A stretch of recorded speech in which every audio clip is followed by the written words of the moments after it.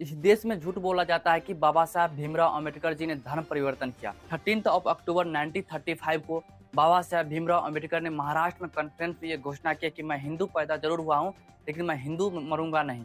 उनकी इस घोषणा के बाद मोहम्मद अली जिन्ना, जो मुसलमान के बहुत बड़ा नेता थे, वो उनसे मिलने गए। मोहम्मद अली जिन्ना ने अम्बेडकर जी से ये कहा कि आप इस्लाम कबूल कर लो, क्योंकि हमारे यहाँ जातियाँ नहीं होती। तो अम्बेडकर जी तो महान विद्वान आदमी थे। अम्बेडकर जी ने मोहम्मद अली जिन्ना के मुंह पर कहा, यदि अगर आपके यहाँ जातियाँ नहीं होती तो शिया और सुन्नी क्या है, अहमदिया क्या है, बरेलवी क्या है, देवबंदी क्या है, अयाती ममती क्या है, 12 टोपिया क्या है, 72 फिरके इस्लाम में कहाँ से आया।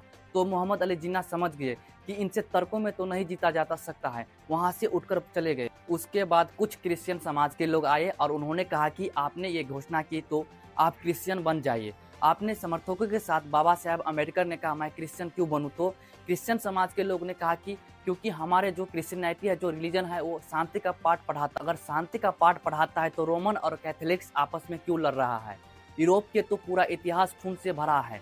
तो क्रिश्चियन समाज के लोग भी उठकर चले गए। 1935 से लेकर 1956 21 साल लग गए। 14 अक्टूबर 1956 को बाबा साहब भीमराव अम्बेडकर जी ने बौद्ध धर्म का दामन थाम लिया। लेकिन बौद्ध धर्म भी सनातन धर्म का अभिन्न अंग है। भारत के संविधान के आर्टिकल 25 के तहत बौद्ध, सिख और जैन हिंदूज हैं। एक सनातनी रूप अगर कोई वृक्ष है, उसकी शाखाएं बौद्ध, सिख और जैन है। हमारे यहाँ गौतम जी को विष्णु जी का अवतार बताया गया है। वही पूजा पद्धति, वही ज्ञान दर्शन, वही अगरबत्ती, वही फूल और वही सब कुछ है।